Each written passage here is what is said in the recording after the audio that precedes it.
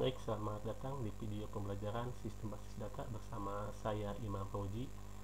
Nah, pada video kali ini saya akan jelaskan ya dari materi video sebelumnya. Nah, sebenarnya video ini sama saja sih, penjelasan lebih lanjutan dari video sebelumnya ya.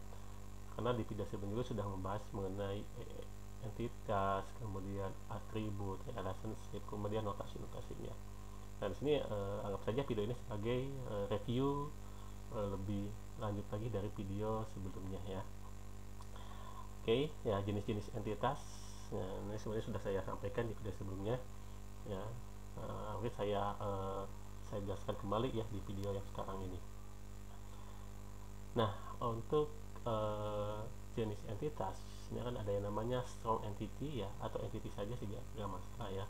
Kalau entity saja berarti itu menunjukkan strong entity ya, atau entitas kuat ya. Jadi strong entity ini entity yang dapat berdiri sendiri, tidak bergantung pada entity lain ya. Nah, jadi misalnya mahasiswa. Nah, mahasiswa ini merupakan suatu entitas yang kuat ya. Cirinya kalau entity ini ya, si strong entity ini memiliki atribut key ya. Nah, mungkin pada video-video sebelumnya ya, ini sudah saya sampaikan ya, kebalikan dari strong entity ini adalah weak entity, ya, dimana si entitas tersebut ya tidak memiliki key-nya ya, atribut key-nya ya.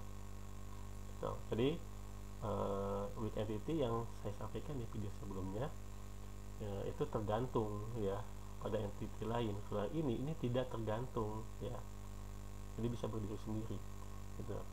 Contoh lain selain mahasiswa, misalnya dosen juga merupakan termasuk ke dalam satu strong entity gitu. Nah, simbolnya ya, ini sudah saya sampaikan juga di video sebelumnya, yaitu menggunakan persegi panjang ya.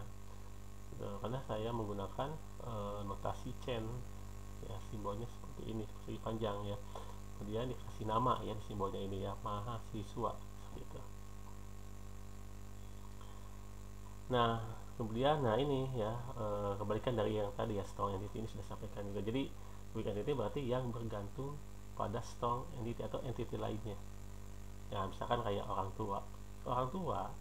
Nah, ini nggak perlu memiliki ID ya, karena orang tua ini merupakan entity yang tergantung pada entity lainnya ini ya. Nah, untuk tulisan simbolnya ini sudah sampaikan juga di video sebelumnya ya, bahwa untuk weak entity ini menggunakan garis outline-nya ini ya double ya, berbeda dengan yang strong entity ya, cukup satu aja. Kalau ini dua ya gitu. Contohnya lagi ya, yang sudah sampaikan di video sebelumnya, dari weak entity misalkan tanggungan merupakan weak entity, misalnya dari strong entity-nya adalah pegawai seperti itu. Kalau ini misalnya mahasiswa dengan orang tua, nah, berarti orang tua ini ya si weak entity-nya ya. Nah, ini tergantung pada strong entity-nya tadi, si mahasiswa gitu. Nah, kemudian key atribut. Nah, ini sudah sampaikan juga sih di sebelumnya. Jadi key atribut ini adalah atribut yang menyimpan nilai unik ya nilainya. Jadi ya bisa di nilainya ini ya gak ada yang sama ya nilainya ini. Jadi berbeda ya dengan nilai yang lainnya. Nah, jadi nilai atribut ini ya bersifat unik dari setiap entity, sehingga anggota entity yang satu dengan yang lainnya itu berbeda. Nah, kayak yang tadi sudah sampaikan, misalkan NIM atau NPM, kayak mahasiswa kan memiliki atributnya yaitu NIM. NIM ini termasuk ke dalam key atribut, atau bisa dikatakan juga bahwa key atribut ini adalah primary key-nya ya, kunci utamanya, dimana kunci utama ini tidak bersifat unik dan tidak boleh 0 kosong. Kayak mahasiswa kan nggak boleh kosong nilai NPM-nya, harus ada nilai NPM-nya atau NIM-nya. Dan setiap mahasiswa juga ini kan nilai npm nya kan pasti unik ya, gak ada yang sama, yaitu key atribut tuh. Nah ini contoh ya penulisan atribut key ya pada suatu entitas ya. Misalkan di sini ada dua entitas, pegawai dan ruang. Nah pegawai ini memiliki atributnya ID pegawai. Nah ID pegawai ini atributnya di garis bawahi. Kenapa di garis bawahi? Karena ini merupakan atribut key. Sedangkan nama, alamat lengkap, tanggal lahir, nomor HP, jenis kelamin, misalkan foto, agama, golongan darah itu ditulis tanpa garis bawah karena bukan primary key ya, itu garis bawahi. Nah jadi atribut key-nya adalah ID pegawai ya, di garis bawahi gitu. Nah ini contoh aja ya. Kemudian ruang. Nah ruang juga memiliki kode ruang atau ID ruang. Nah karena nilainya unik dan gak boleh nol, maka ID ruang ini termasuk ke dalam atribut key. Nah, jadi atribut key lah ini nantinya kalau pada fieldnya itu adalah sebagai primary key-nya, dimana nilainya ini nanti bersifat unik dan gak boleh nol ya. Kapasitas, lokasi, dan nama ruang ini jangan digaris bawahi karena bukan key, karena nama ruang bisa saja sama ya, sama halnya logikanya kayak pegawai ya. Pegawai ya pastikan siapa tahu ya namanya ada yang sama, misalkan Ibroh ya. Nah kemudian ternyata ada dua nama Ibroh tersebut ya. Nah makanya untuk membedakan antara suatu data satu dengan data lainnya ya, maka menggunakan ID pegawai. Nah Ibroh yang satunya ini misalkan ID pegawainya adalah 212, sedangkan Ibroh yang keduanya misalnya 121. Nah misalkan seperti itu. Oke. Nah kemudian kayak nomor HP, nah ini sebenarnya bisa dibilang ya nanti ada jenis atributnya ya, cuman saya nggak sampaikan di penjelasan selain atribut. Jadi ini saya akan menjelaskan hanya atribut kayak alamat lengkap lah, ini bisa dipositkan lagi sebenarnya ya, kayak ini nggak apa. Jadi ini untuk menjelaskan atributnya saja. Itu ya atributnya. Kemudian simple atribut. Nah simple atribut atau sebenarnya bisa dikatakan atribut saja ya, atau atomic atribut sama aja. Jadi kalau simple atribut ini ya atribut yang menyimpan nilai yang tidak dapat dipecah lagi.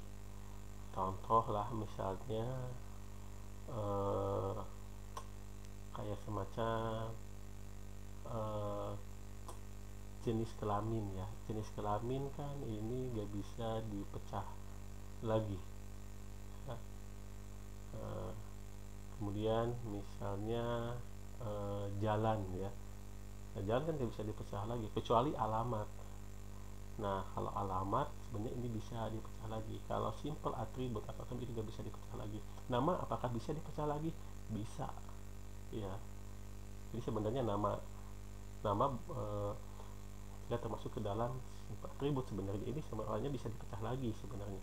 Kalau atomic ini sudah gak bisa lagi, udah mentok ya, dipecah lagi. Kayak kota ya udah kota ya.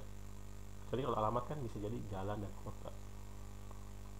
Nah ini contoh ya, atribut sederhana ya. Ya sebenarnya ini kayak misalnya kualitas. Nah ini adalah atribut sederhana. Kalau nama ini sebenarnya sih masih bisa ya untuk nama. Ya. Untuk nama kan bisa dikompositkan jadi nama depan, nama tengah, nama belakang. Ini ya. Jadi misalkan kualitas. Ya. Kalau harga ya, atau harga ya bisa ya, harga gitu. Nah ini baru composite atribut ini ya. Jadi composite atribut ini atribut yang menyimpan nilai yang dapat dipecah lagi atau bisa diturunkan di divisible lagi ya, atau di bisa dipecah lagi ya si atributnya itu. Jadi kayak alamat kan berarti alamat dipecah lagi menjadi jalan, kode pos misalkan, ini bisa dipecah lagi, itu namanya composite atribut. Jadi dibuat cabang lagi, alamat kemudian cabang lagi ya atributnya, misalkan jalan, kemudian kota, kemudian kemudian apa lagi, misalkan provinsi, negara, kode pos tuh. Nah kayak tadi nih ya, nama ya, nama ini bisa dibuat atribut kompositnya ya. Nama ya ditulis lagi jadi nama depan, nama tengah, nama belakang. Nah yang bagus itu kita membuat model itu sampai seatomik mungkin ya, bagus tuh ya. Nah jadi biar lebih detail lagi nih, nama belakang, nama tengah, nama depan. Oke, ya. Nah single value attribute, nah ini atribut yang digunakan untuk menyimpan nilai tunggal. Nah sebenarnya sih sama ya kayak atomic apa atomic atribut ya, dimana mirip sama ya simbolnya juga dengan atribut contoh di simbol apa atribut simpel ya atau atomik, sama simbolnya.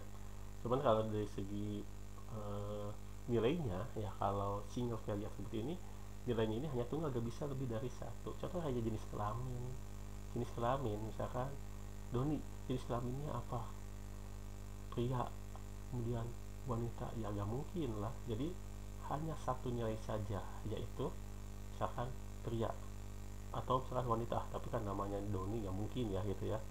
Misalkan wanita, misalkan Jamal, misalnya jenis kelaminnya adalah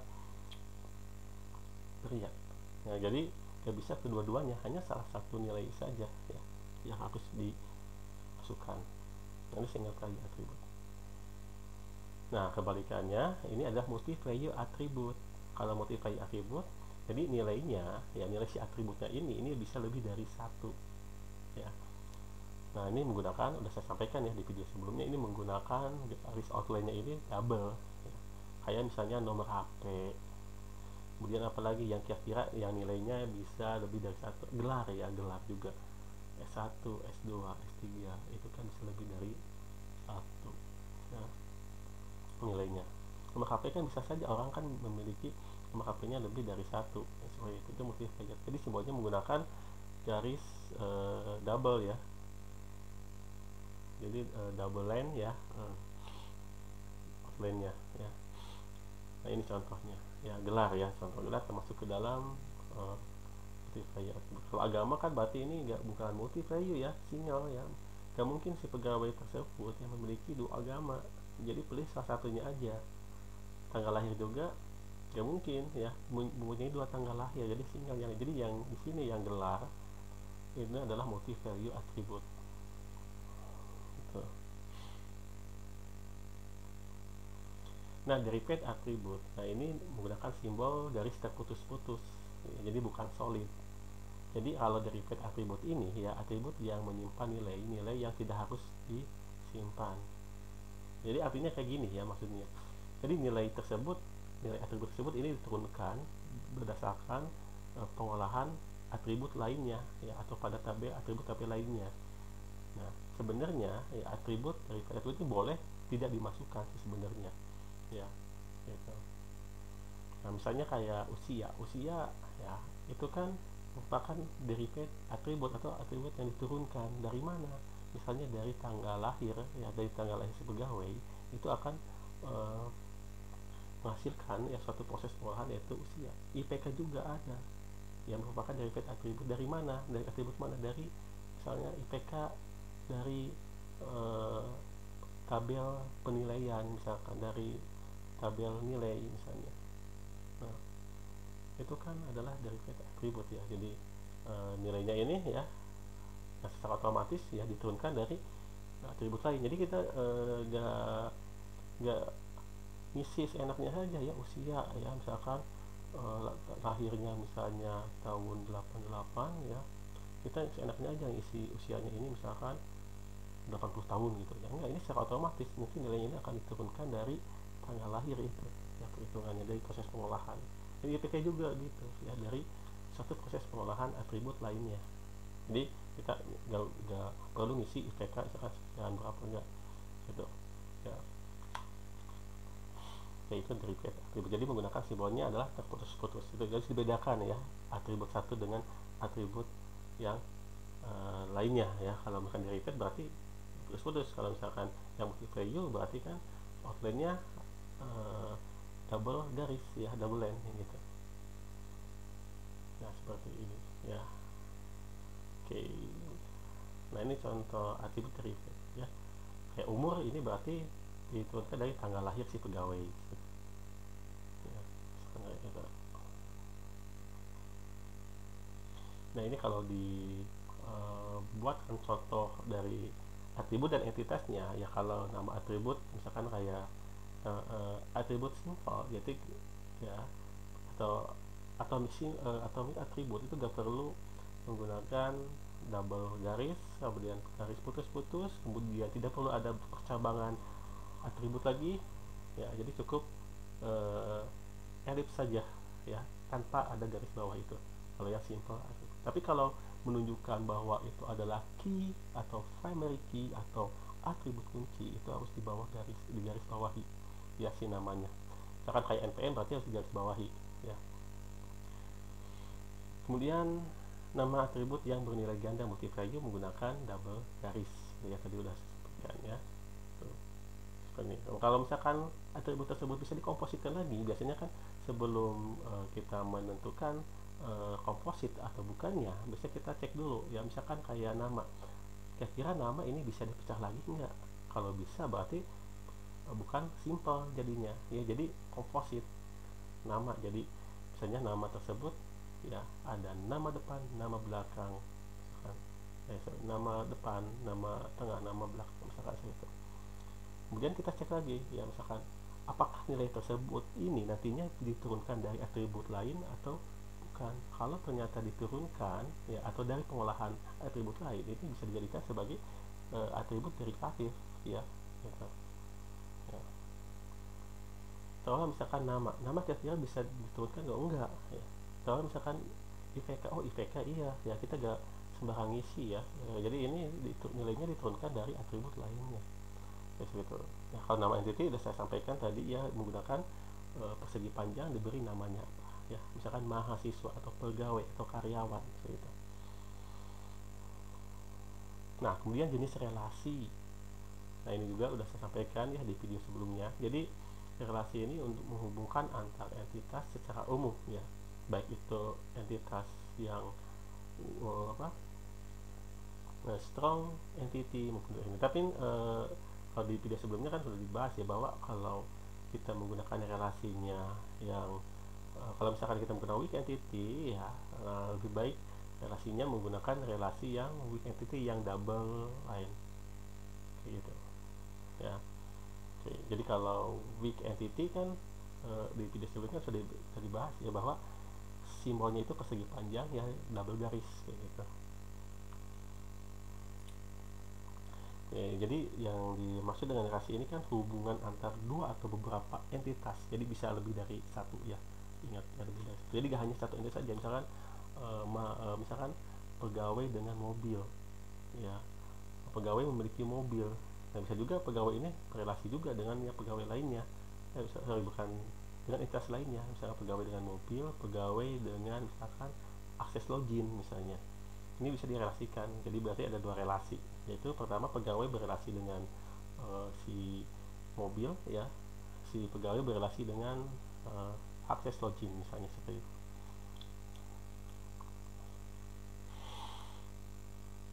Nah simbolnya menggunakan belah ketupat, atau ada yang mengatakan berlian atau apalah, jadi bedanya belah ketupat seperti itu ya. Nah ini contoh ya, general relationship ya. Nah ini relasi ini menunjukkan ya bahwa ada hubungan antar entitas dengan mata kuliah.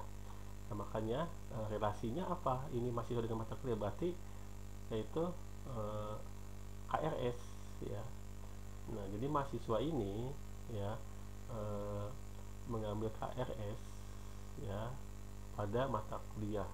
Nah, jadi mata kuliah ini ada entitas, sedangkan mahasiswa ada entitas juga, KRS adalah relasinya. Jadi ibaratnya sebenarnya kayak mahasiswa mengambil mata kuliah, nanti relasinya ini namanya KRS gitu. Nah, relasi. Nah ini dua entitas ya, entitas mahasiswa dengan bisa nggak lebih dari eh, 2 ya, misalkan 3 bisa ya, mahasiswa dengan mata kuliah, mahasiswa misalkan nanti direlasikan lagi dengan dosen. Jadi kalau direlasikan dengan dosen berarti ada 3 entitas itu contohnya. Nah, ini identifying relationship-nya kita sampaikan di video sebelumnya. Relasi kepemilikan yang menghubungkan strong entity dengan weak entity. Jika misalnya eh, kita menggunakan weak entity ya, kemudian direlasikan dengan strong entity, maka relasi yang tepat adalah menggunakan identifying relationship, di mana simbolnya ini menggunakan double garis ya, gitu, si relasinya ya. Jadi di belah ketupatnya itu ya, luar-luar soalnya ini kan double garis gitu. Nah, contoh ya, relationship antara entity mahasiswa dengan orang tua. Nah, di sini kan si entitas orang tua ini ya tergantung ya dari entitas mahasiswa. Nah, gitu. Makanya di dalam entitas orang tua ini tidak memiliki atribut key-nya, karena entitas orang tua ini ya tidak bisa berdiri sendiri dan tergantung pada mahasiswa ya. Nah, jadi kalau misalkan data mahasiswanya dihapus, otomatis maka si orang tuanya ikut terhapus ya, gitu. Nah, di sini mahasiswa memiliki orang tua, makanya orang tua termasuk ke dalam weak entity. Sedangkan memilikinya ini menggunakan identifying relationship ya, karena direlasikan ya weak entity dengan strong entity. Strong entity-nya adalah si mahasiswa. Kalau mahasiswa sendiri kan ini entitasnya adalah dapat berdiri sendiri karena memiliki atribut key. Sedangkan seorang tua itu tidak memiliki atribut key-nya. Jadi key-nya dari mana? Tergantung dari si mahasiswanya. Jadi pastinya maka weak entity. Nah, kemudian jenis dari key. Nah, ini sebenarnya sudah saya sampaikan juga ya di slide sebelumnya atau di video yang sebelumnya. Nah, jadi jenis key ini ada yang namanya primary key atau kunci primer atau kunci utama. Jadi kunci primary key ini suatu atribut atau satu set minimal atribut yang tidak hanya mendefinisikan secara unik suatu kejadian spesifik, tetapi juga dapat mewakili setiap kejadian dari suatu kejadian. Jadi seperti ini ya, dalam primary key ya, nilai dalam basis data yang digunakan itu untuk mengidentifikasi suatu baris dalam tabel. Makanya kalau dalam primary key, nilai dari primary key itu adalah unik ya. Unik berarti tidak boleh ada yang sama atau ganda. Kemudian tidak boleh nul. Nul itu maksudnya kosong ya. Atau misalkan tidak diketahui nilainya atau tidak dapat ditentukan nilainya. Nah, jadi key pada primary key ini ya merupakan suatu key ya yang dijadikan suatu acuan pada database ya.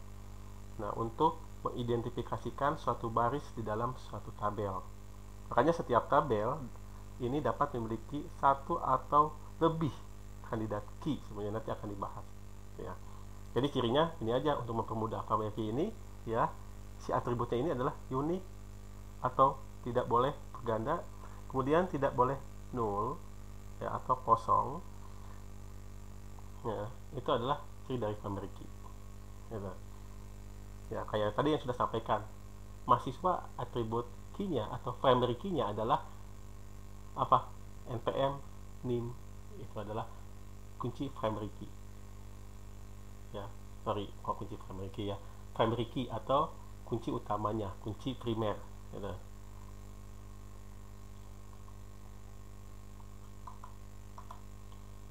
Nah, oke, kita lihat sini ya, contoh dari primary key.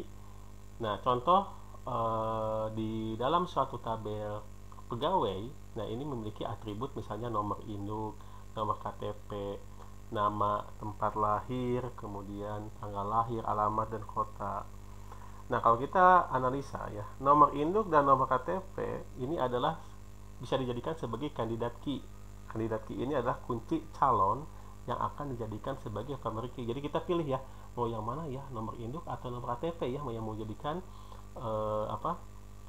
yang mau jadikan sebagai primary key-nya. Nah, kita pilih salah satu satunya ya. misalkan ya, nomor induk ini akan dijadikan primary key, maka primary key-nya adalah nomor induk. Nah, gitu. Nah, misalkan ya, kita mengasumsikan bahwa misalnya ya, nomor KTP yang akan dijadikan sebagai primary key, maka ya nomor KTP lah yang dijadikan sebagai kunci utamanya, gitu. Apakah bisa ya primary key ini ada dua? Ya gak bisa, harus salah satunya. Nah, gitu. Jadi kan yang dijadikan sebagai patokan utamanya adalah yang mana? Yaitu misalnya kalau yang nomor induk berarti nomor induk yang akan dijadikan sebagai kunci utamanya, di mana yang pertama gak boleh nol, atau misalnya gak boleh ganda nilainya. Nah, gitu. Nah, atau misalnya pegawai ini bisa memilih ya nomor induk sebagai primary key ya, karena memiliki misalkan nomor induk karyawan, jadi misalkan, atau nomor induk pegawai. Jadi pegawai ini ya wajib ya memiliki nomor induk pegawai. Nah, mungkin ya bisa jadi ya acuannya adalah nomor KTP, misalkan penduduk ya, penduduk ya kan, nama, kemudian misalnya alamat dan lain-lain. Yang jadikan sebagai primary key-nya ini adalah nomor KTP-nya, misalkan seperti itu. Ini bisa contoh lainnya.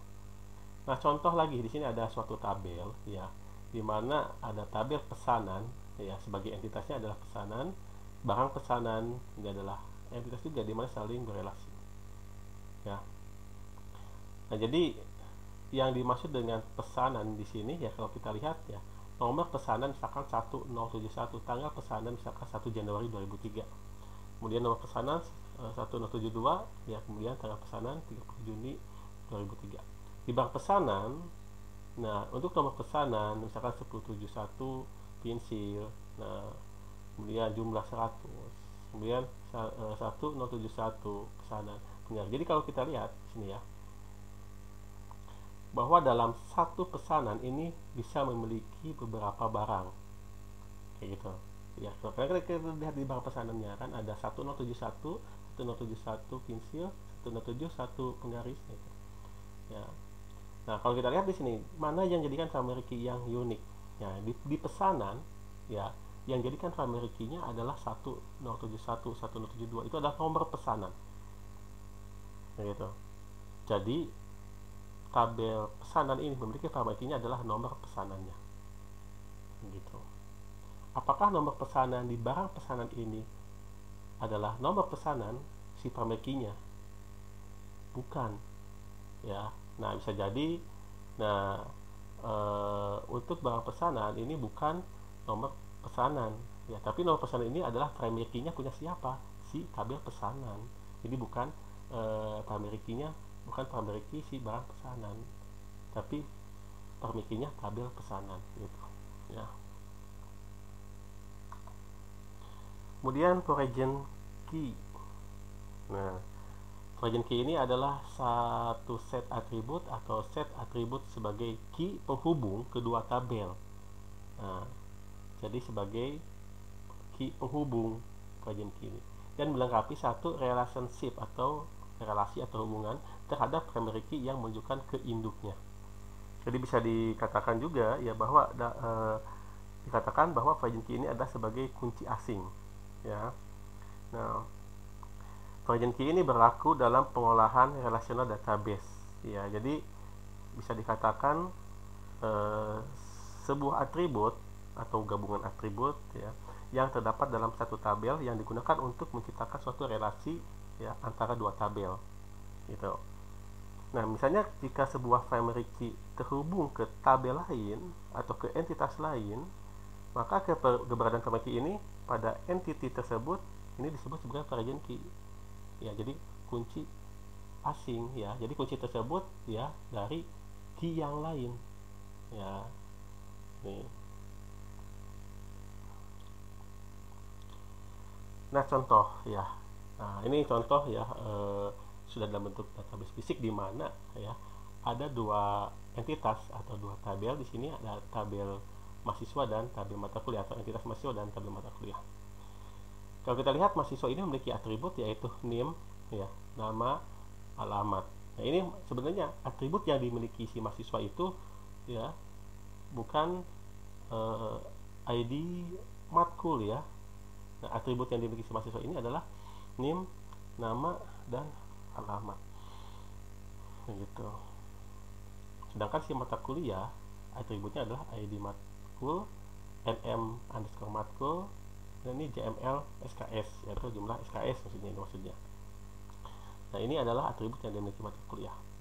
Nah, kita lihat ya, di dalam mahasiswa MHS ini ada ID, ya, yaitu key atau kunci yang diambil dari entitas si mata kuliah, ya, entitas matkul, ya. Maka ID matkul pada MHS ini adalah sebagai foreign key, gitu, ya. Jadi kalau dijelaskan, jadi NIM pada tabel mahasiswa ini adalah primary key, ya, NIM-nya. Sedangkan di mata kuliah ID matkul, ya. Nah, ID matkul ini menempel pada tabel mahasiswa. Nah, inilah disebut sebagai foreign key-nya, ya. Tapi kalau ditanya primary key si MHS ini apa? Ya, NIM.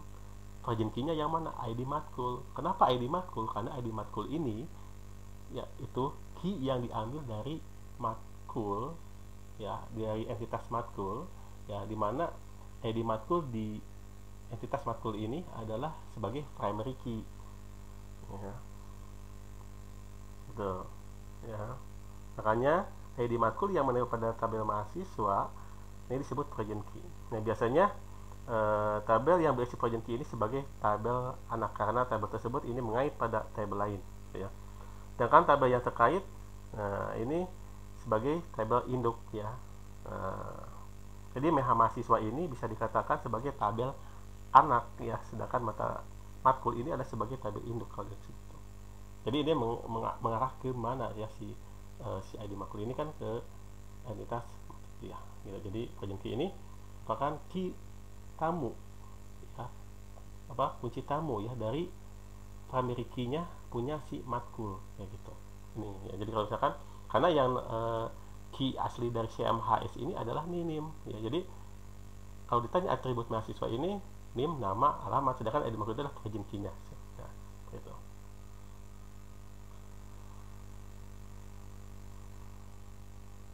Nah, kemudian kandidat key. Nah, kunci kandidat atau calon kandidat, ya, namanya.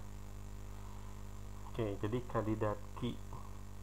Nah, jadi kalau kita ini foreign key, kemudian ini kandidat key, ya. Nah, kandidat key ini kunci calon, jadi suatu atribut atau satu set minimal atribut yang hanya mengidentifikasikan secara unik untuk suatu kejadian spesifik dari entitas.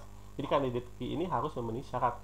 Yang pertama adalah unique identifier. Jadi maksudnya, jadi untuk setiap row atau setiap tuple atau namanya baris, ya, ini harus secara unik dapat menjadi identifiernya, ya. Artinya setiap non kandidat key atribut secara fungsional bergantung pada kandidat tersebut, gitu. Kemudian yang dimaksud dengan non redundancy, jadi tidak ada duplikasi kandidat key untuk menjadi unique identifier. Nah, di mana ini tidak dapat dilakukan, ya, penghapusan pada kandidat key, ya, di mana tidak merusak sifat unik dari si identifiernya, kayak gitu.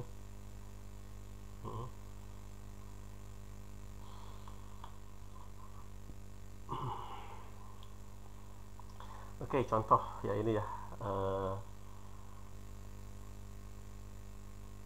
Nah, oke, gini aja, ya, misalnya ini ada dua kandidat key yang namanya atribut NPM dan nama. Nah, untuk entity mahasiswa, ya, kandidat key yang dipilih adalah nama dan NPM, ya.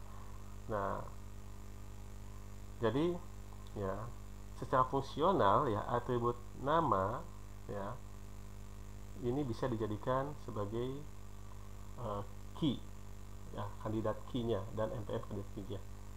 Nah, dari kandidat key tersebut, ya, nama dan NPM kita pilih, ya, kira-kira mana yang akan dijadikan sebagai primary key-nya yang tepat.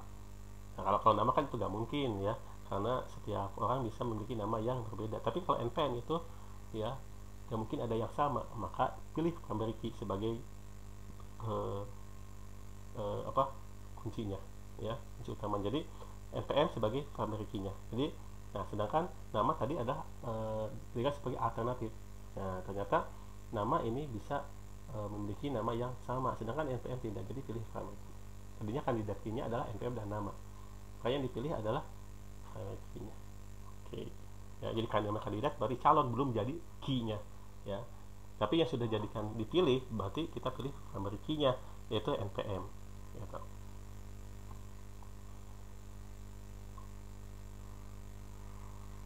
Nah, kemudian derajat relasi. Nah, derajat relasi. Nah, derajat relasi ini merupakan suatu relasi yang menjelaskan ya jumlah entiti yang berpartisipasi dalam suatu relationship. Nah, jadi derajat relasi ini ya untuk menjelaskan ya berapa sih jumlah entiti yang berpartisipasi dalam satu ya ini jadi derajat relasi ini menunjukkan ya jumlah entiti yang berpartisipasi dalam suatu relationship set ya, atau dalam suatu relasi. Nah, di sini ada yang namanya unary, derajat 1. Ya, cirinya ya kalau derajat 1 ini terhubung ke entiti yang sama. Tapi maksud entiti sama ini adalah entitas satu dengan entitas lain tuh, tapi namanya sama ya. Jadi artinya bukan menunjukkan objek yang sama ya. Maksudnya adalah objek tersebut ya pegawai lainnya, maksudnya gitu ya. Nah, relasi unary ini merupakan variasi relasi yang terjadi dari sebuah himpunan entitas ke himpunan entitas yang sama. Makanya bisa dikatakan bahwa relasi unary ini dikatakan sebagai relasi tunggal ya. Contohlah pegawai ya, relasinya ke pegawai lain adalah supervisi. Jadi pegawai melakukan supervisi ke pegawai lainnya. Jadi pegawai melakukan supervisi ke pegawai lainnya.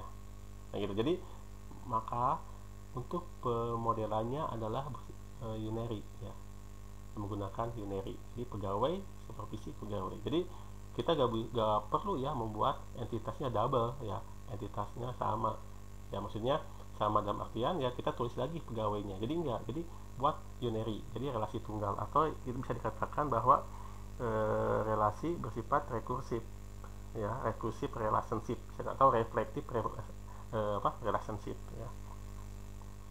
Contoh lagi misalkan ya, dosen mendampingi ya dosen lainnya. Artinya kan ya, kita harus menggunakan yang namanya unary relation ya. Maka dosen mendampingi ya, kita gak perlu membuat entitas dosen lagi, tapi ya hubungkan ke entiti yang sama itu untuk unary ya. Jadi cirinya kalau unary ini ya ada satu entitas dan ada satu relasi ya gitu. Cirinya satu entitas ada ya di gambarnya ya, jadi satu entitas satu relasi. Tapi kalau menjelaskan maknanya ya bahwa pegawai ini ya melakukan supervisi kepada pegawai lainnya. Nah, kemudian contoh lagi ya unary. Nah, misalnya manusia menikah dengan manusia. Nah, ini sebenarnya harus ada dari manusia menikah kemudian dihubungkan lagi ke manusia gitu. Jadi kita nggak perlu menulis entitas manusianya double ya, terus nggak, tapi cukup satu aja. Jadi hanya menghubungkan untuk entitas manusia. Nah. Tapi objek manusia tersebut ini bisa dibedakan dengan objek lainnya gitu. Artinya bukan maksudnya gini ya, Doni menikah dengan Doni, bukan ya, tapi maksudnya ada objek yang lainnya gitu. Nah, binary. Kemudian binary. Nah, binary ini derajat 2. Nah, ini satu buah relationship yang menghubungkan dua buah entitas ya. Jadi cirinya ada 2 buah entitas dan 1 relationship. Ini misalkan ya, misalnya pegawai memiliki kendaraan ya. Sebuah relationship ini memiliki menghubungkan entiti pegawai dengan entiti kendaraan. Jadi cirinya ada 2 entiti dan 1 relationship.